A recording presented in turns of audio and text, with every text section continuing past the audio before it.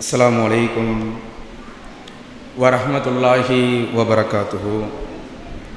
அளவற்ற அருளாளனும் நிகரற்ற அன்புடையனுமாகிய அல்லாஹினுடைய சாந்தியும் சமாதானமும் இறுதி தூதர் நபிகள் நாயகம் ஸல்லல்லாஹு அலைஹி வஸல்லம் அவர்கள் மீதும் அவர்களை பின்பற்றி வாழ்ந்து மரணித்த சத்திய சஹாபாக்கள் சஹாபிய பெண்மணிகளின் மீதும் குறிப்பாக இங்கு அமர்ந்து கொண்டிருக்கக்கூடிய ஆண்கள் பெண்கள் அனைவர்கள் மீதும் அல்லாஹினுடைய சாந்தியும் சமாதானமும் என்றென்றும் நின்று நிலவட்டுமாக. கண்ணியத்திற்குரிய எல்லாம் அல்ல அல்லாஹுவின் நல்லடியார்களே, இந்த உலகத்தை படைத்த இறைவன் இந்த உலகத்தில் ஏராளமான ஜீவராசிகளை உயிரினங்களை படைத்து இருந்தாலும் குறிப்பாக மனிதர்களையும் ஜின்களையும் படைத்துவிட்டு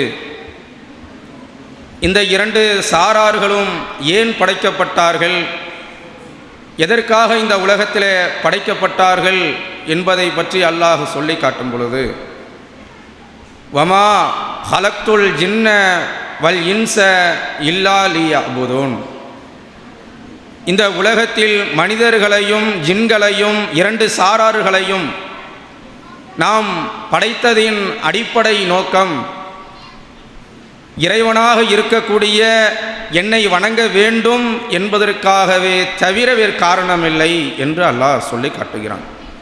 இது அடிப்படை நோக்கம். நாம் இந்த உலகத்தில் படைக்கப்பட்டதின் அடிப்படை நோக்கமாக அல்லாஹ் சொல்லக்கூடிய ஒரே ஒரு விஷயம், என்னை நீங்கள் வணங்க வேண்டும் என்பதற்காகவே தவிர வேறு காரணமில்லை என்று அல்லாஹ் சொல்லி காட்டுகிறான். இந்த உலக வாழ்க்கையை நாம் எவ்வாறு எடுத்துக்கொள்ள வேண்டும் என்று சொன்னால், பரீட்சை கூடம் என்று அல்லாஹ் சொல்லி காட்டுகிறான். இன்றைக்கு ஒரு ஸ்கூல் இருக்குது, காலேஜ் இருக்குது, அங்கே படிக்கக்கூடிய பசங்களுக்கு ஒரு வருடத்தினுடைய பாடத்திட்டங்கள் நடத்தப்படும். பிறகு ஒரு நாள் அதில் இருந்து டெஸ்ட் வைப்பாங்க. என்னென்ன கேள்வின்னு தெரியாது, ஆனால் புத்தகத்தில் இருக்கக்கூடிய அந்த பாடத்திட்டத்திலிருந்து ஏதேனும் கேள்விகள் கேட்கப்படலாம் என்று சொல்லப்பட்டு அதிலிருந்து அவர்கள் அந்த பரீட்சைக்கு தயாராகி தேர்வை எழுதி அதில் வெற்றி அடையக்கூடியவர்களும் இருக்கின்றார்கள், தோல்வி அடையக்கூடியவர்களும் இருக்கின்றார்கள். ஆனால் இந்த இஸ்லாமிய மார்க்கத்தை பொறுத்த வரைக்கும் என்னென்ன கேள்விகள், அதற்கான பதில்கள் என்ன, அதற்கான பரிசுகள் என்ன என்று எல்லாமே சொல்லப்பட்டு விட்டது. மூடல் கிடையாது. இது ஏதோ இந்த இஸ்லாமிய மார்க்கம் முத்துக்களால் போர்த்தி வைக்கப்பட்டு மனிதனுடைய சிந்தனைக்கு ஏற்ப இந்த உலகத்தில் வாழணும், பிறகு இந்த முத்துக்கள் திறக்கப்பட்டு இதற்கான கேள்விகள் என்ன பதில்கள் என்ன என்று சொல்லப்படும் என்று பார்த்தால் கிடையாது. ஓப்பனாக இருக்குது, இதுதான் கேள்வி, இதுதான் பதில், இப்படித்தான் இந்த உலகத்தில் வாழணும், இதற்கு ஏற்ற பரிசு நாளை மறுமையில் கிடைக்கும் மரணத்திற்கு பிறகு. அல்லாஹ் தன்னுடைய திருமறை குர்ஆனிலே சொல்லி காட்டுகிறான், அல்லதி ஹலக்கல் மவுத்தவல் ஹயாத்த லியபுலுவக்கும் ஐயுக்கும் அக்ஷனு அமலா, நாம் உங்களுக்கு இந்த உலகத்தில் வாழ்வையும் பிறகு மரணத்தையும் விதித்து இருக்கிறோம் என்று சொன்னால், இந்த இடைப்பட்ட காலத்தில் உங்களுடைய அமல்கள் எவ்வாறு இருக்கிறது, உங்களுடைய செயல்பாடுகள் எவ்வாறு இருக்கிறது என்பதை சோதித்து பார்க்கக்கூடிய சோதனை களமாகத்தான் இந்த உலகத்தில் உங்களை நாம் படைச்சிருக்கிறோம். கொஞ்ச காலம் வாழ விடுறோம், பிறகு உங்களுடைய உயிரை நம்ம கைப்பற்றி விடுவோம் என்று அல்லாஹ் சொல்லி காட்டுகிறான். பல்வேறு வசனங்கள் நமக்கு திரும்ப திரும்ப சொல்லக்கூடிய ஒரு விஷயம் என்ன தெரியுமா? குல்லு நஃப்ஸி தாயிகத்துல் மவுத், ஒவ்வொருவரும் மரணத்தை சுவைக்கக்கூடியவர்கள். சும்ம இலைனா துர்ஜவூன், பிறகு எல்லாருமே எனக்கு முன்பாக வந்து நிறுத்தப்படுவார்கள் என்று அல்லாஹ் சொல்லி காட்டுகிறான். இந்த உலகத்தில் படைக்கப்படுகின்ற யாராக இருந்தாலும் சரி, அவர்கள் எவ்வளோ பெரிய மனிதர்களாக இருந்தாலும் சரி, எவ்வளோ பெரிய கோட்டைகளில் ஒளிந்து கொண்டாலும் சரி, மரணம் அவர்களை வந்தடையும். பிறகு அல்லாஹ்விற்கு முன்பாக அவர்கள் நிறுத்தப்படுவார்கள் என்று அல்லாஹ் தன்னுடைய திருமறை குர்ஆனிலே சொல்லி காட்டுகிறான்.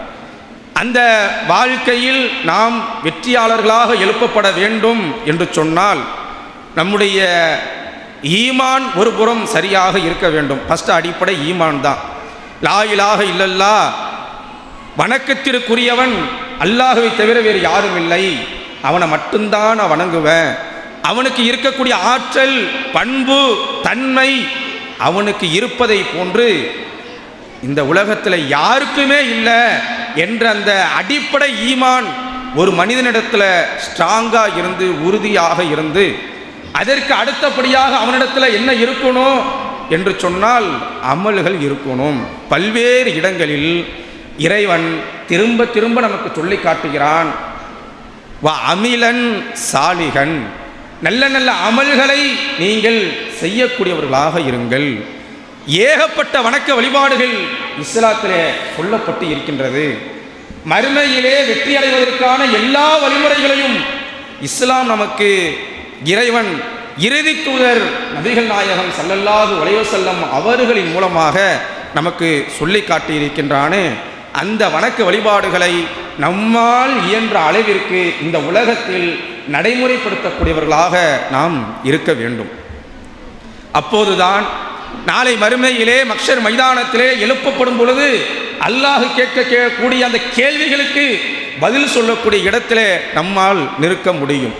நம்மை நாம் பக்குவப்படுத்தி கொள்ள வேண்டும். அல்லாஹ்வின் தூதர் ஸல்லல்லாஹு அலைஹி வஸல்லம், நாம் ஒவ்வொரு முஸ்லிமும் உயிருக்கு மேலாக நேசிக்க வேண்டிய, நேசிக்கப்படக்கூடிய முகமது நபி ஸல்லல்லாஹு அலைஹி வஸல்லம் அவர்களுடைய வாழ்க்கை வரலாற்றை கொஞ்சம் சிந்தித்து பார்த்தால், அவர்களுடைய வாழ்க்கை வரலாற்றை கொஞ்சம் படித்து பார்த்தோம் என்று சொன்னால், நம்மோடு அவர்களை ஒப்பிட்டு பார்த்தால் அவர்கள் மலையளவிற்கு இந்த உலகத்திலே நன்மைகளை குவித்து வைத்திருக்கிறார்கள். நாம் மடுகு அளவிற்குத்தான் இந்த உலகத்திலே நன்மைகளை குவித்து கொண்டிருக்கிறோம். ரசூல்லா மாத்திரமல்ல, அவர்களை பின்பற்றிய சஹாபாக்களாக இருந்தாலும் சரி, அவர்களோடு ஒப்பிட்டு நம்மை பார்க்கும் பொழுது மலை மடுவு என்று அல்லாஹ்வின் தூதர் ஸல்லல்லாஹு அலைஹி வஸல்லம் அவர்கள் சொல்லி காட்டினார். எல்லோருக்குமே தெரிந்த ஒரு ஹதீஸ் தான். ரசூல் ஸல்லல்லாஹு அலைஹி வஸல்லம் அவர்கள் சொல்லி காட்டினார்கள், நீங்கள் மலை அளவிற்கு நீங்கள் தான தர்மம் செய்தாலும் சரி, சஹாபாக்கள் நபித்தோழர்கள் ஒரு கையளவு தர்மம் செஞ்சாங்கல்ல, அதுக்கு ஈடு ஆகாது. அந்த அளவிற்கு இந்த உலகத்தில் பக்குவத்தோடு இந்த உலகத்திலே வாழ்ந்தவர்கள், ஈமானோடு வாழ்ந்தவர்கள், எல்லா காரியங்களிலும் நபிகளாரோடு எப்படி இருந்தாங்க தெரியுமா? சமீனா அத்தாங்கனா, நீங்கள் சொன்னால் நாங்கள் கட்டுப்படுவோம், மாறு செய்ய மாட்டோம், மாறு செய்ய வேண்டும் என்ற சிந்தனை எங்களுடைய உள்ளத்திலே வராது. எந்த அளவிற்கு ஒரு போர்க்களம் என்று சொன்னாலும் சரி, ஒரு போர்க்களம் தயாராகின்றது, எதிரி படையினர்கள் வாட்களோடு அம்புகளோடு தயாராக நின்று கொண்டிருக்கிறார்கள். ரசூல்லா இப்போ சொல்றாங்க, எல்லாரும் போருக்கு கிளம்புங்க, எதிரிகள் பக்கத்திலே வந்து விட்டார்கள் என்று சொன்னால் சஹாபாக்களுடைய நிலை இன்னைக்கா ரசூலுல்லா என்று கேட்க மாட்டார்கள், நாளைக்கு வச்சுக்கலாமா என்று கேட்க மாட்டார்கள், இன்னொரு நாள் இந்த போர்க்களத்தை அமைச்சுக்கலாமே என்று இருக்க மாட்டார்கள். எந்த அளவிற்கு தெரியுமா? ஒரு நபித்தோழர் திருமணம் முடிச்சு புதுசு ரசூலாட்ட வராங்க, போர்க்களம் அறிவிப்பு செய்யப்படுகிறது.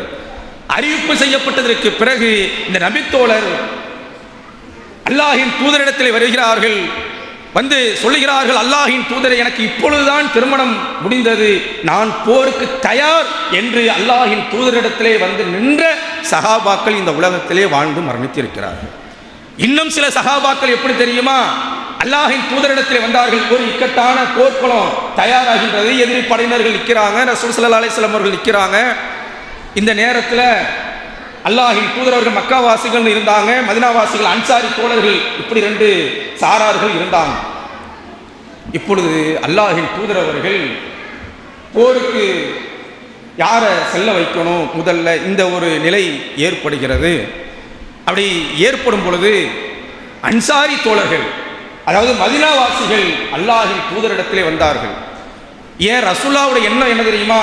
மக்காவாசிகள் அவர்களுடைய ஊரை சார்ந்தவர்கள், ஆனால் மதீனாவாசிகள் ஹிஜ்ரத் செய்து அன்சாரி தோழர்களாக இந்த உலகத்திலே வாழ்ந்து கொண்டிருக்கிறார்கள். அன்சாரிகள் என்ன சொல்ல போறாங்க? போர்க்களம், எதிரிகளை வீழ்த்தணும், இப்படி நிலைமை வரும் பொழுது அன்சாரிகளுடைய பதில் என்ன என்ற அந்த நிலையில் அல்லாஹ்வின் தூதர் ஸல்லல்லாஹு அலைஹி வஸல்லம் அவர்கள் நின்று கொண்டிருக்கக்கூடிய அந்த நேரத்தில் அந்த அன்சாரி தோழர்கள், அந்த நபி தோழர்கள் அல்லாஹ்வின் தூதரிடத்திலே வந்தார்கள். வந்து சொன்னார்கள், அல்லாஹ்வின் தூதரே, எங்களுடைய பதிலுக்காகவா நீங்கள் தாமதிக்கிறீர்கள்? இதோ எதிரி படையினர்கள் வாட்களாலும் அம்புகளாலும் ஒட்டக படையோடு குதிரை படையோடு மிகப்பெரிய சாம்ராஜ்யத்தை உருவாக்கி கொண்டு இஸ்லாத்தை அழிக்க வேண்டும், முகம்மதை கொல்ல வேண்டும், முகம்மதுடைய தோழரை கொல்ல வேண்டும் என்று நின்று கொண்டிருக்கக்கூடிய நேரத்தில் எங்களுடைய பதிலையா நீங்கள் எதிர்பார்க்கிறீங்க என்ற எண்ணத்தில் அன்சாரி தோழர்கள் வந்து கேட்டுவிட்டு சொன்னார்கள், அல்லாஹ்வின் தூதரே, இது ஏன் நம்ம இங்கே சொல்கிறோம்னா, அந்த அளவிற்கு ரசூலுல்லாஹ்வுடைய சொல்லிற்கு கட்டுப்பட்டவர்கள், அடிபணிந்தவர்கள் நபி தோழர்கள். ரசூலுல்லாஹ்ட்ட வந்து சொன்னாங்க, அல்லாஹ்வின் தூதரே, எங்களுடைய குதிரைப்படை நாங்கள் வைத்து கொண்டு இருக்கிறோம். இந்த குதிரைப்படையை இதோ எதிரிலே இருக்கக்கூடிய ஒரு கடல் இருக்கிறது, அந்த கடல்ல இந்த குதிரைப்படையை ஓட்டி கொண்டு சென்றால் குதிரையும் இறந்துவிடும், நாங்களும் இறந்து விடுவோம், எங்களுக்கு நல்லா தெரியும். ஆனாலும் கூட அல்லாஹ்வின் தூதரே, நீங்கள் கட்டளையிட்டால், அன்சாரிகளே, நபி தோழர்களே, நீங்கள் இந்த குதிரை படையை எடுத்துக்கொண்டு இந்த கடலுக்குள் நுழையுங்கள் என்று சொன்னால் அதற்கும் நாங்கள் தயார், பின்வாங்க மாட்டோம், யோசிக்க மாட்டோம். ரசூலுல்லாஹ்வை எங்களுக்கு போயா இப்படிப்பட்ட நிலையை நீங்கள் சொல்லிவிட்டீர்கள் என்று பேச்சுவார்த்தை கிடையாது. நீங்கள் சொன்னால் அதை கட்டுப்படுவதற்கு நாங்கள் தயார் என்று இந்த உலகத்திலே சமீனா அத்தகனா, செவியேற்போம், கட்டுப்படுவோம் என்று வாழ்ந்தவர்கள் நபித்தோழர்கள் என்பதை நாம் பார்க்கலாம். இந்த நபித்தோழர்கள் குழந்தைகளுடைய விஷயத்தில் எப்படி இருந்தாங்க? பல்வேறு தியாகங்களை செஞ்சிருக்கிறாங்க. பல்வேறு வணக்க வழிபாடுகளில் முன்மாதிரியாக இந்த உலகத்திலே வாழ்ந்தவர்கள் நபித்தோழர்கள். ஒரு நபித்தோழர் உங்களுக்கெல்லாம் தெரியும், இன்னைக்கு புகாரி, முஸ்லிமு, அபுதாவுத்து, நசையி, திருமதி இப்படி ஹதீசு நூல் இருக்குது. இந்த ஹதீசு நூலை, எந்த ஹதீசு நூலை நீங்கள் எடுத்து பார்த்தாலும் அதில் அதிகமாக ஹதீசுகளை அறிவித்த ஒரு நபித்தோழர்னு ஒருத்தவங்க இருப்பாங்க. அவங்க யாருமா? இங்கே உள்ளவங்க யாராவது சொல்லுங்க. ஹதீசு நூல் இருக்குங்கள்ல, புகாரி, முஸ்லீம்லாம் இருக்குது. இந்த ஹதீசு நூலை எடுத்து பார்த்தோம்னு சொன்னால் அதிகமான ஹதீசுகளை அறிவித்து முதல் இடத்துல ஒரு நபித்தோழர் இருக்கிறாங்க. அவங்க யார்? நம்ம அனசுங்களா? இல்லை,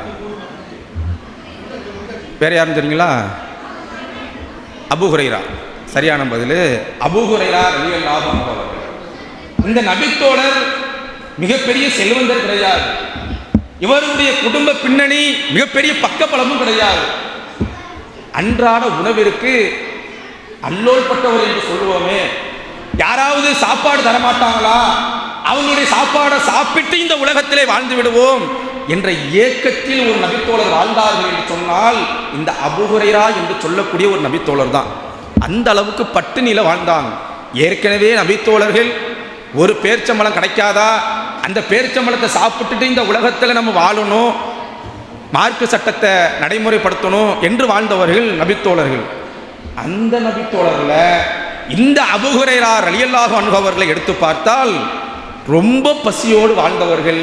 எந்த அளவுக்குன்னு சொன்னால், இந்த மார்க்க கல்வியை மக்களுக்கு மத்தியில் கொண்டு சேர்க்க வேண்டும் என்பதற்காக குடும்பத்தை ஓரம் தள்ளிவிட்டு, தன்னுடைய பொருளாதாரத்தை ஓரம் தள்ளிவிட்டு, இந்த உலகத்தினுடைய ஆசாபாசங்களை ஓரம் தள்ளிவிட்டு ரசூல் ஸல்லல்லாஹு அலைஹி வஸல்லம் அவர்களோடு எப்பொழுதுமே இருந்து ஹதீசுகளை படித்து மார்க்கத்தை கற்றுக்கொண்டு அதை மக்களுக்கு போதித்த ஒரு நபித்தோழர் என்று சொன்னால் அது அபூ ஹுரைரா ரலியல்லாஹு அன்ஹு அவர்கள் தான். அல்லாஹ்வின் தூதர் அவர்கள் சொன்னாங்கல்ல, பல்லியு அன்னி வலவ் ஆயா, உங்களுக்கு ஒரு செய்தி கிடைத்தாலும் அதை மக்களுக்கு போய் நீங்க சொல்லுங்க. உங்களுக்கு ஒரே ஒரு ஹதீஸ் கிடைக்குது, ரசூலுல்லாஹ் சொல்லியிருக்காங்கன்னு உங்களுக்கு ஒரு செய்தி சொல்லப்பட்டால் நீங்கள் எப்படி இருக்கணும் தெரியுமா? அதை நானும் கற்றுக்கணும், நானும் நடைமுறைப்படுத்தணும், மற்றவங்களுக்கு சொல்லணும் என்ற எண்ணம் உங்களிடத்தில் இருக்கணும் என்று அல்லாஹ்வின் தூதர் அவர்கள் சொன்னாங்க. அந்த அடிப்படையில் தான் அபூ ஹுரைரா ரலியல்லாஹு அன்ஹு அவர்கள் அல்லாஹ்வின் தூதர் ஸல்லல்லாஹு அலைஹி வஸல்லம் அவர்களோடு இருந்து இந்த மார்க்கத்தை கற்றுக்கொள்கிறார்கள். ஒரு காலகட்டம் வருகிறது, அல்லாஹ்வின் தூதர் ஸல்லல்லாஹு அலைஹி வஸல்லம் அவர்களோடு இருந்த காரணத்தினால் அபூ ஹுரைரா ரலியல்லாஹு அன்ஹு அவர்கள் பட்டினியோடு இருக்கிறார்கள், பசியோடு இருக்கிறார்கள். ஒரு கட்டத்தில் கூழாங்கற்களை சேகரித்து அதை தன்னுடைய வயிற்றிலே கட்டி கொள்கிறார்கள். பாரம் தாங்க முடியல. அந்த அளவிற்கு அபூ ஹுரைரா ரலியல்லாஹு அன்ஹு அவர்கள் பசியோடு வயிற்றில கூழாங்கற்களை கட்டி வைத்துக் கொண்டு தன்னுடைய வாழ்க்கை நடத்துகிறார்கள். ஒரு கட்டத்தில் அபூ ஹுரைரா ரலியல்லாஹு அன்ஹு அவர்கள் மயக்கமுற்றவர்களாக படுத்து கிடக்கின்றார்கள். தொழுகைக்கு வந்தவர்களெல்லாம் தொழுதுவிட்டு போய் கொண்டிருக்கக்கூடிய நேரத்தில் அபூ ஹுரைரா ரலியல்லாஹு அன்ஹு அவர்கள் ஒரு நபித்தோழரை பார்த்து சொன்னார்கள், என்னுடைய தோழரே, ஏதாவது குர்ஆனுடைய வசனங்கள் இருந்தால் எனக்கு ஓதி காட்டுங்களேன் என்று கேட்கிறார்கள். இதனுடைய பின்னணி அர்த்தம் என்ன தெரியுமா? சாப்பாடு இருந்தால் தாங்கன்னு கேட்கிறார், வேற ஒன்றும் இல்லை.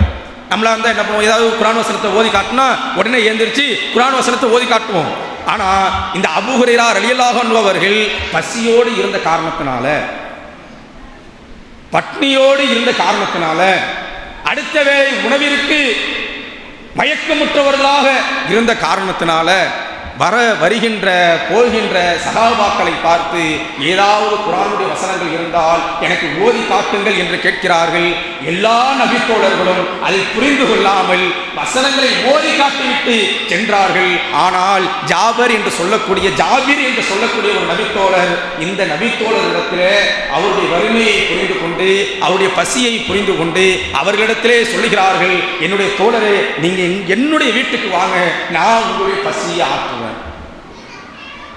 ஜாபீர் ரலியல்லாஹு அன்ஹு அவர்கள் வீட்டுக்கு அழைச்சிக்கிட்டு போனாங்க. அழைச்சிக்கிட்டு போய் உணவு கொடுக்குறாங்க. நம்மளா இருந்தால் என்ன உணவு கொடுப்போம்? இப்போ உள்ள காலகட்டம், எனக்கு பசிக்குது, ஏதாவது உணவு தாங்க என்று யாராவது கேட்டாலும், யார் கேட்டாலும் நம்முடைய வீட்டில் இருக்கக்கூடிய ஏதாவது உணவு, ஒருவேளை சாப்பாடை எடுத்துக்கிட்டு போய் கொடுப்போம்.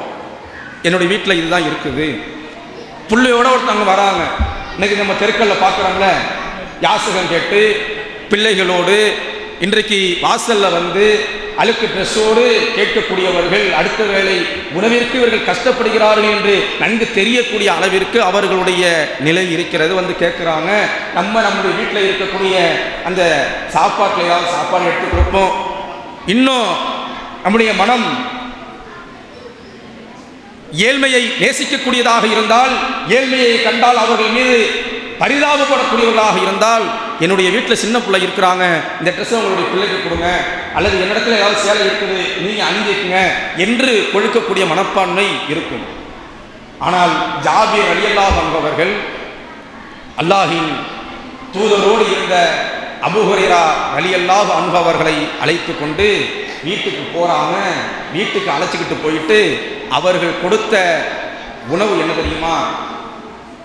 அவர்கள் கொடுத்த உணவு அன்றைய காலகட்டத்தில் பேரித்தம்பழம் ஒரு உணவாக இருந்தது, கோதுமை உணவாக இருந்தது, உலர்ந்த திராட்சைகள் உணவாக இருந்தது, அல்லது கோதுமையை நல்லா புடைச்சி அதில் வரக்கூடிய தூள் இருக்குதுல்ல, அதை அவர்கள் பாலாட கட்டியில் போட்டு அதை ஊற வைத்து சாப்பிடக்கூடியவர்களாக இருந்தார்கள்.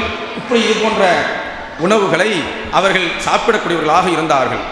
ஆனால் இந்த உணவையும் தாண்டி ஜாபீர் ரலியல்லாஹு அன்ஹு அவர்கள் அபூ ஹுரைரா ரலியல்லாஹு அன்ஹு அவர்களுக்கு கொடுத்த உணவு என்னவென்று சொன்னால், அவருடைய வீட்டில் இருந்த ஒரு நெய் பாக்கெட்டு, அந்த பாக்கெட்டில் தன்னுடைய வீட்டு போகயத்திற்கு போக மிச்சம் ஓரத்தில் இருந்த ஒட்டி கொண்டு இருந்த அந்த நெய்யைத்தான் அபூ ஹுரைரா ரலியல்லாஹு அன்ஹு அவர்களுக்கு உணவாக கொடுத்தார்கள்.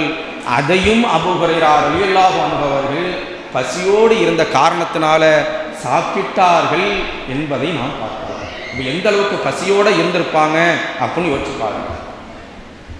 இன்னைக்கு ஒருவேளை சாப்பாடு அதை கூட சரியாக வைக்கவில்லை என்று சொன்னால், எனக்கு பசிக்குது, எனக்கு பத்தலை என்று சொல்லக்கூடிய காலகட்டத்தில் நம்ம இருக்கிறோம். ஆனால் அபூ ஹுரைரா ரலியல்லாஹு அன்ஹு அவர்களுக்கு ஒரு நெய் பாக்கெட்டில் இருந்த ஒரு சிறிய நெய், பசியே போக்காது, அந்த நெய்யை கொடுத்தாங்க. அதையும் சாப்பிட்டு விட்டு இந்த உலகத்தில் வாழ்ந்த ஒரு நபித்தோழர் அபூ ஹுரைரா ரலியல்லாஹு அன்ஹு அவர்கள். அவங்க தான் இந்த உலகத்தில் பல்வேறு ஹதீஸுகளை அந்த ஹதீஸ் புத்தகத்தில் எல்லாத்தையும் எடுத்து பாருங்க. நீங்க ஹதீஸை படிச்சிருப்பீங்க. ஹதீஸினுடைய எண்டில் பாருங்க, அறிவிப்பாளர் அபூ ஹுரைரா, அபூ ஹுரைரா, அனஸ் ரலியல்லாஹு அவங்க சொன்னது போல அனஸ் ரலியல்லாஹு என்பவர்கள், ஆயிஷா ரலியல்லாஹு அன்ஹா, இப்படி பல்வேறு சஹாபாக்கள், பல்வேறு நபித்தோழியர்கள் ஹதீஸ் அறிவித்தாலும் கூட முதல் இடத்தில் இருக்கக்கூடிய ஒரு நபித்தோழர் அபூ ஹுரைரா ரலியல்லாஹு அன்ஹு அவர்கள் தான். அந்த அளவிற்கு இந்த உலகத்தில் இஸ்லாத்தை கடைபிடித்தவர்கள், நடைமுறைப்படுத்தியவர்கள் இவர்கள் தான். இந்த குழந்தை விஷயத்தில், குழந்தையை பராமரிக்கக்கூடிய விஷயத்தில் எப்படி இருந்தாங்க, இன்னைக்கு நம்ம எப்படி இருக்கிறோம், குழந்தைகளை நாம் எவ்வாறு பார்க்க வேண்டும், ஃபஸ்ட்டு எவ்வாறு பார்க்க வேண்டும், பிறகு எப்படி அவர்களை பராமரிக்க வேண்டும் என்பதை நம்ம புரிஞ்சுக்கணும். இன்னைக்கு சில பேர் ரெண்டு விதமாக நம்ம இருப்போம். ஒரு சாரார் எப்போ பார்த்தாலும் தூக்கி போட்டு அடிக்கிறது தான், இன்னொரு சாரார் எதுக்கெடுத்தாலும் செல்லம் கொடுக்கிறது. இப்படி ரெண்டு சாராரா நம்ம இருக்கிறோம். இப்படி இருக்கக்கூடிய இந்த நிலையில் நம்முடைய பிள்ளையை முதல் பார்வை எப்படி பார்க்க வேண்டும், அதை நம்ம புரிஞ்சுக்கிட்டோம்னு சொன்னால் நம்முடைய பிள்ளைகளை நாம் அழகிய முறையில் வளர்ப்போம், பாசத்தோடும் வளர்ப்போம், அடித்தும் வளர்ப்போம். எல்லா அன்புகளையும் அந்த பிள்ளைகளிடத்தில் நாம் கொட்டக்கூடியவர்களாக இருப்போம். எல்லா பாசமும், எல்லா நேசமும், எல்லா அடியும் மார்க்கத்திற்காக என்பதை நாம் கவனத்தில் எடுத்துக்கணும். இதுக்கு ஃபஸ்ட்டு நம்ம என்ன செய்யணும், நம்முடைய பிள்ளைகளை நம்ம எப்படி பார்க்கணும். அது ஆம்பளை பிள்ளையாக இருந்தாலும் சரி, பெண் பிள்ளையாக இருந்தாலும் சரி, நம்முடைய பிள்ளைகளை பார்க்கக்கூடிய நிலை ஃபஸ்ட்டு எப்படி இருக்கும் தெரியுமா? ஒரு நபி தோழியர், அதிகமாக வரலாற்றில் பதிவு செய்யப்பட்ட ஒரு நபி தோழியர், பல்வேறு தியாகங்களை செய்தவர்கள், தன்னுடைய தோட்டத்தை கணவர் தான தர்மம் செஞ்சுட்டு வரும் பொழுது அந்த தோட்டத்தை தான தர்மமே செஞ்சாங்க என்று மனப்பான்மையோடு ஏற்றுக்கொண்டு அதில் அல்லாஹ் எனக்கு நன்மை தரமாட்டானா என்று கேட்ட ஒரு நபித்தோழியர். அந்த நபித்தோழியர் தான் தன்னுடைய பிள்ளையை பார்த்த விதம், அந்த பிள்ளையை வழிநடத்திய விதம் இந்த உலகத்தில் எல்லா பெற்றோர்களுக்கும், அது தந்தையாக இருந்தாலும் சரி, தாயாக இருந்தாலும் சரி, நம்முடைய பிள்ளையை பராமரிக்கக்கூடிய நிலையில் நாம் மாறிவிடுவோம். இங்கே தெரிஞ்சவங்க சொல்லுங்க, அங்கே தெரிஞ்சாலும் சொல்லுங்க. ஒரு நபித்தோழியர் கணவர் ஒரு தோட்டத்தை தர்மம் செஞ்சுட்டு வந்தாங்க. பைருகா என்று சொல்லக்கூடிய ஒரு தோட்டம். அங்கே பேசாமல் உட்காருங்க கொஞ்ச நேரம், பசங்களா கொஞ்ச நேரம் பேசாதீங்க. தோட்டத்தை தான தர்மம் செஞ்சுட்டு வராங்க. அப்படி வரும்பொழுது மனைவி கேட்குறாங்க, அந்த கணவன் மனைவிட்ட சொல்கிறாங்க, நான் ஒரு தோட்டத்தை தர்மம் செஞ்சுட்டேன், என்ன நம்மகிட்ட இருந்த பெரிய தோட்டம், அதை நான் தான தர்மம் செஞ்சுட்டேன் அப்படின்னு சொல்லும் பொழுது அந்த மனைவி சொன்னாங்க, அப்படியா அப்படின்னு சொன்னால் அதில் எனக்கு நன்மை கிடைக்குமா? அந்த வேண்டாத விருப்பம் இல்லை, கோப பார்வை இல்லை. நம்மளால என்ன பண்ணுவோம், ஒரு கோபம் யாரை கேட்டு இந்த தான தர்மம் செஞ்சேன்னு கேட்போம். இவ்வளோ பெரிய சொத்து அதில் பாதினாச்சும் கொடுத்துருக்கலாம், மொத்தமாக கொடுத்துட்டு வந்த என்று நம்ம கேட்போம். இன்னைக்கு 500 ரூபா தான தர்மம் செய்தாலும் கூட எல்லாரையும் அப்படி சொல்லலை, கேட்கக்கூடியவர்களும் இருக்கிறார். எல்லாருமே கேட்பாங்கன்னு சொல்ல முடியாது. கேட்கக்கூடியவர்களும் நீயா அவங்களுக்கு கொடுத்த இவங்களுக்கு கொடுத்த என்று கேட்கக்கூடியவர்களும் இருப்பார்கள், கேட்காதவர்களும் இருப்பார்கள். கேட்கலன்னா வரம்பு மீறி போயிடும், கேட்காம இருக்க முடியாது. கால சூழ்நிலையை பொறுத்து நம்ம அதை வச்சிருப்போம். இப்படி அந்த நபித்தோழர் தான தர்மம் செஞ்சுட்டு வீட்டுக்கு வராங்க. அந்த தோட்டத்தில் தான் அந்த பெண்மணியை படுத்திருக்கிறாங்க, கட்டில் படுத்திருக்கிறாங்க. சொல்கிறாங்க, என்னுடைய மனைவியை நான் தான தர்மம் செஞ்சுட்டேன், நாங்கள் ஃபஸ்ட்டு இந்த தோட்டத்தை விட்டு வெளில போயிடுவோம். இது நமக்கு சொந்தம் இல்லை, பேரித்த மரங்கள் நிரம்பிய ஒரு தோட்டம், நீர் தடாகம் நிரம்பிய தோட்டம். அந்த தோட்டத்துக்குள்ளே போனோம்னு சொன்னால் குழு குழுன்னு இருக்கும், அந்த அளவிற்கு சொகுசான ஒரு தோட்டம். அதை வரையறுத்து ஹதீஸிலே சொல்லப்படுகிறது. இப்படி சொல்லும் பொழுது அந்த மனைவிட்ட சொல்கிறாங்க, அப்படின்னு சொன்னால் நீங்கள் தர்மம் செஞ்சுட்டீங்க, என்னுடைய கணவர் நீங்கள் தர்மம் செஞ்சுட்டீங்க அப்படின்னு சொன்னால் அதனுடைய நன்மை எனக்கு வேணும், நான் என்ன செய்யணும் என்று கேட்குறாங்க. நீ பொருந்தி கொண்டால் போதும், நீ பொருந்திக்கிட்டா அல்லாஹ் உனக்கு நன்மை தருவான். எதெல்லாம் அவனை செய்யக்கூடாது, சண்டை போடக்கூடாது, ஏன் கொடுத்த, எதுக்கு கொடுத்த, யாருக்கு கொடுத்த, கேள்வி கேட்கக்கூடாது. அதில் அல்லாஹ் எனக்கு நன்மை தருவானா என்பதை புரிந்து கொண்டால் அல்லாஹ் உனக்கு நன்மை தருவான் அப்படின்னு சொல்லும் பொழுது அந்த பெண்மணி சொல்றாங்க, அப்படின்னு சொன்னால் அதை ஏற்றுக்கிறேன், சண்டை போட மாட்டேன், மனஸ்தாபம் கொள்ள மாட்டேன், அதை முழுசா நன்மைக்காக அல்லாஹ்விற்காக அதை நான் ஏற்றுக்கொள்கிறேன் என்று சொன்ன பெண்மணி யார்? பல்வேறு தியாகங்கள் செஞ்சுருக்காங்க, அதில் ஒன்றுதான் யாருன்னு தெரியுமா? அங்கே உள்ளவங்க கொஞ்சம் சொல்லுங்க, தெரிஞ்ச இந்த சைடு தெரிஞ்ச சொல்லுங்க. இங்கே பிள்ளைகளுக்கு யாருக்கும் தெரியுமா? பேசக்கூடாது பசங்களுக்கு. நீங்கள் 4 பேர் ரொம்ப பேசுறீங்க, கொஞ்சம் இல்லைண்ணா. யாருக்குங்க தெரியுமாம்மா? பசங்களுக்கு தெரியுமா? கேள்வியே தெரியலையா? சரி, இங்கே யாருக்கு தெரியுமா உள்ள? சரி, யாருன்னு சொன்னால் உம்மு சுலைம். எல்லா ஹதீஸுகளையும் கேள்விப்பட்டிருக்கோம். உம்மு சுலைம் ரலியல்லாஹு அன்ஹா. இவங்க பல்வேறு தியாகம் செஞ்சிருக்கிறாங்க. இவங்களுக்கு 9 பிள்ளைகள். இந்த 9 பிள்ளைகளில் ஒரு பிள்ளை அப்துல்லா என்று சொல்லக்கூடிய ஒரு பிள்ளை. பல்வேறு தியாகங்கள் செஞ்சிருக்கிறாங்க. அவங்களுடைய கணவர் தான் அபு தல்ஹா என்று சொல்லக்கூடிய நபித்தோழர். அவங்களும் பல தியாகங்கள் செஞ்சிருக்கிறாங்க. இந்த நபித்தோழர் வெளியூருக்கு போயிருக்கிறாங்க. வேலை நிமித்தமாக மார்க்க ரீதியாக வெளியூர் போகிறாங்க.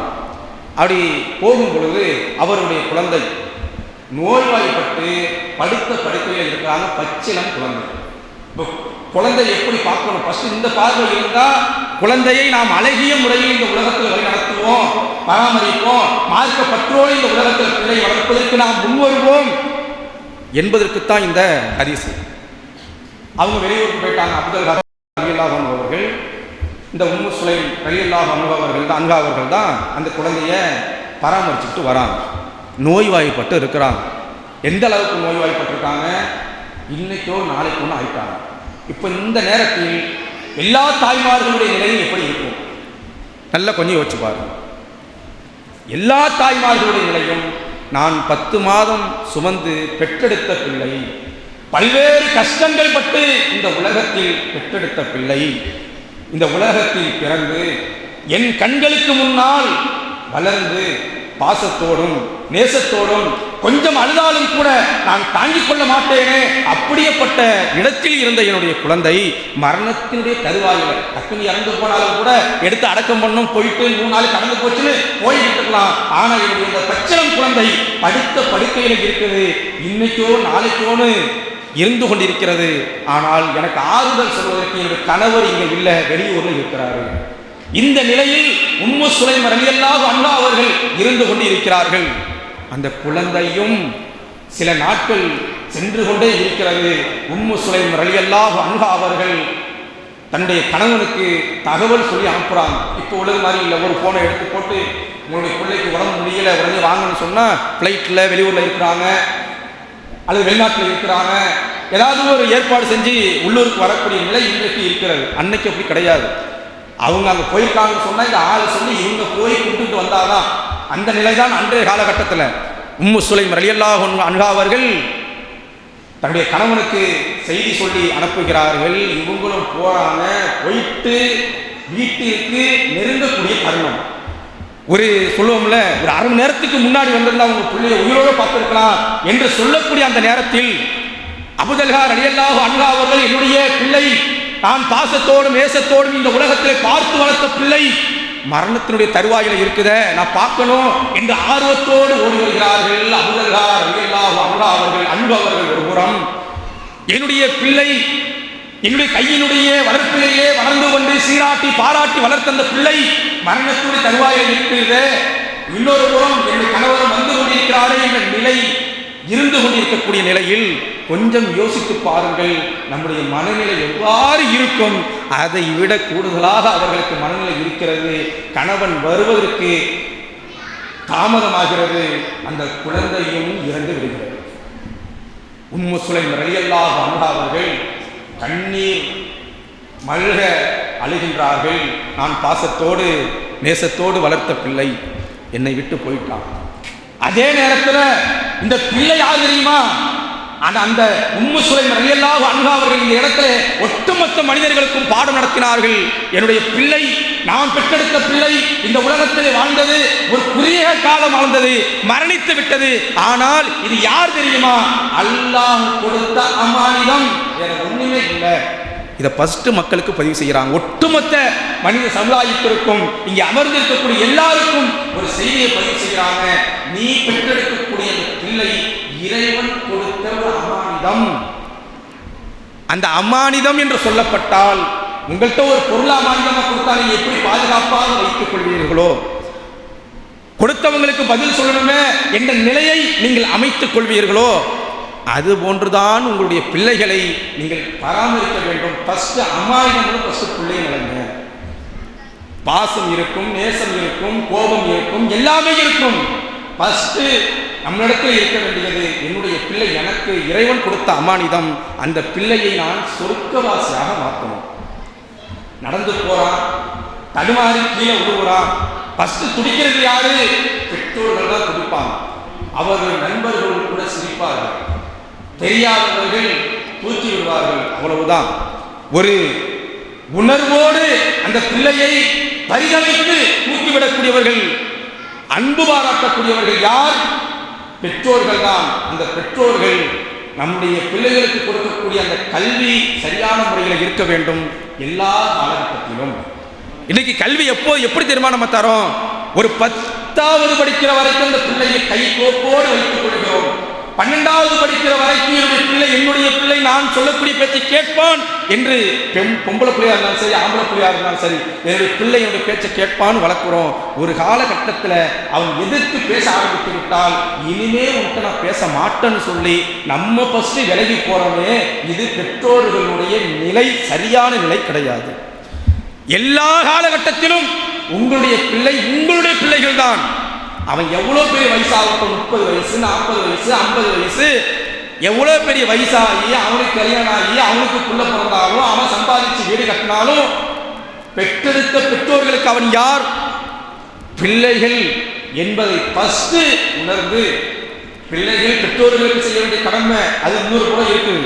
ஃபர்ஸ்ட் நம்முடைய பிள்ளைகள் நாளைக்கு வளர்ந்து பெரியவனாகி அவன் நமக்கு கடமையாற்ற வேண்டும் என்று சொன்னால் ஃபர்ஸ்ட் நம்ம செய்ய வேண்டியது நம்முடைய பிள்ளைகளை மார்க்க கல்வி கொடுத்து வளர்க்க வேண்டும். பெற்றோர்களாக இருக்கக்கூடியவர்கள் தொழுகையினுடைய விஷயத்தில் கண்ணுகருத்தமாக இருக்கணும், பிள்ளைகளையும் தொழுக வைக்கக்கூடியவர்களாக மாறணும். தானம் தர்மம் செய்யக்கூடியவர்களாக இருக்கணும், அந்த பிள்ளைகளையும் தானம் தர்மம் செய்யக்கூடியவர்களாக மாற்ற வேண்டும்.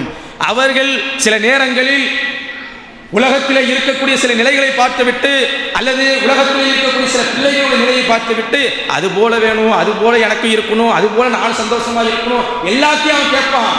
நம்முடைய குடும்பத்தினுடைய சூழ்நிலை என்ன என்பதை கவனித்து அந்த பிள்ளையை வளர்க்கக்கூடியவர்களாக இருக்கணும். நம்முடைய பொருளாதாரம் என்ன?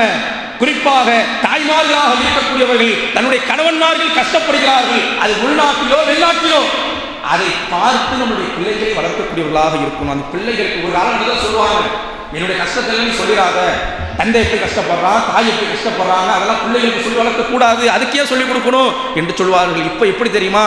சொல்லி கொடு என்று சொல்கிறோம். அப்பதான் அந்த பெற்றோர்களுடைய அருமை அவனுக்கு தெரியும். இவனுக்கு என்ன, ஒரு 10 ரூபாய் கையில காசு எடுத்து கொடுக்கிறது இலகுவாக தெரிகிறது. ஒரு செல்போன் இன்னைக்கு 10,000 ரூபாய் 15,000 ரூபாய் இருக்குது, வாங்கி கொடுத்ததாங்க இலகுவா தெரியுது. ஒரு வண்டி ஓட்டுறது, வண்டி வாங்கி தந்ததாங்க இலகுவா தெரியுது. கொஞ்சம் இங்கே உட்கார்ந்து இருக்கக்கூடிய எல்லா பெற்றோர்கள் பிள்ளைகளும் கொஞ்சம் யோசித்து பாருங்கள். நம்ம போட்டிருக்கிற ஒரு ட்ரெஸ்ஸினுடைய விலை என்ன தெரியுமா? 600 ரூபாய் 700 ரூபாய். மக்கனா போட்டிருக்கோம் அதோட விலை, கையிலே கட்டியிருக்கோம் அதோடைய விலை, அவங்க போட்டிருக்கிற ஒவ்வொரு ட்ரெஸ்ஸினுடைய விலை மதிப்பாக ஓரங்கட்டி எடுத்து பாரு. உன்னுடைய தந்தைமார்கள் ஒரு நாள் கஷ்டப்படக்கூடிய உழைப்பு தான் நாம் இன்றைக்கு அணிந்திருக்கக்கூடிய ஆடை. அது பிள்ளைகளாக இருந்தாலும் சரி, மனைவிமார்களாக இருந்தாலும் சரி, வீட்டில் இருக்கக்கூடிய யாராக இருந்தாலும் சரி, வீட்டில் இருக்கக்கூடிய ஒருவர் கஷ்டப்படுகிறார், அதன் மூலமாகத்தான் எல்லாருக்கும் ஆடை, எல்லாருக்கும் உணவு. இதை நாம் அடிப்படையாக புரிஞ்சுக்கணும். அம்மா சொல்லிட்டாங்க, அக்கா சொல்லிட்டாங்க, எனக்கு கோபம் வருது, எல்லா பிள்ளையும் ஜாலியாக இருக்குது, எனக்கு ஜாலி கிடையாதா, சந்தோஷம் கிடையாதா, கேட்டாலும் வாங்கி தர மாட்டீங்களா, வாங்கி தர மாட்டீங்களா? அத்தாவுடைய நிலையை பாரு, அவர் என்ன கஷ்டப்படுறார், ஒரு வேளை ஒரு வாய்க்கு எவ்வளவு கஷ்டப்படுறாரு அதை பார்க்கணும். பிள்ளைகளாக இருக்கக்கூடியவர்கள் அதை பார்க்கணும். தாய்மார்களாக இருக்கக்கூடியவர்கள் நம்ம பிள்ளை எங்கிறான் கொடுத்தாங்கன்னா அவன் அந்த பிள்ளைய பார்க்குறான், இந்த பிள்ளைய பார்க்குறான், அது போல வேணும்னு சொல்றான். அந்த நேரத்தில் இந்த பிள்ளைக்கு பாடம் நடத்துங்க. அத்தாவுடைய நிலையை பாரு, அவர் கஷ்டப்படுறாரு, வெளிநாட்டிலேயே ஒன்றா எங்கே போனாலும் கஷ்டம்தான், கஷ்டப்படுறாரு, அதுக்கு ஏற்ப நம்முடைய நிலையை அமைச்சுக்கணும் என்று நம்முடைய பிள்ளைகளுக்கு நாம் சொல்லிக் கொடுத்தால்தான் அந்த பிள்ளைகள் நாளைக்கு வளர்ந்து அவர்களுடைய நிலையை சரியாக அமைத்துக் கொள்வார்கள். அந்த பிள்ளைகளும் அவர்களுடைய பிள்ளைகளை சரியாக அமைத்துக் கொள்வதற்கு ஏதுவாக இருக்கும். இதை எல்லாருமே புரிந்து கொண்டு நம்முடைய பிள்ளைகள் நமக்கான அமானிதம். நாளைக்கு அல்லாஹ்ட்ட போய் நம்ம பதில் சொல்லணும். அல்லாஹ் தன்னுடைய திருமறை குர்ஆனிலே சொல்லி காட்டுகிறான், யா அய்யுஹல்லதீன ஆமனூ, இறை நம்பிக்கையாளர்களே, அன்ஃபுஸி வகுலிஹும் அஹ்லீக்கும் நாரா, உங்களையும் உங்களுடைய குடும்பத்தாரையும் நரகத்தை விட்டு பாதுகாத்துக் கொள்ளுங்கள்.